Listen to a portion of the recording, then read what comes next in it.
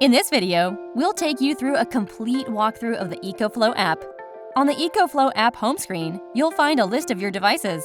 Select your device to view more information. Here, you'll find device information, including input power, output power, battery level, remaining charge, and more. When the device is being charged, the app will show the current charging status. When the battery level drops below 10%, a red battery will appear. Battery temperature is displayed to the left of the device, and the remaining battery level is displayed to the right of the device. The input indicator displays device input power, including power from each input port. If you're using solar or car inputs, you can view power details in real time.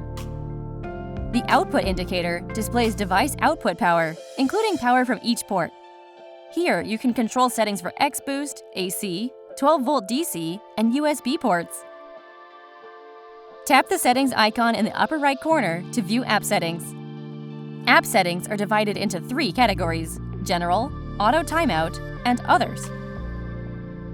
General settings include options for renaming your device, charge level, car input, DC mode, and more.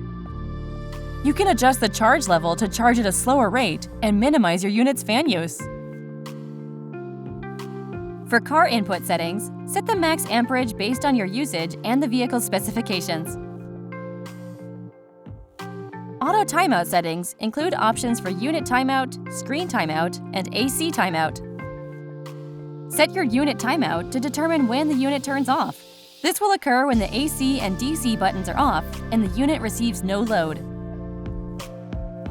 Set your AC timeout to determine how long the AC outlets can remain idle before shutting off automatically.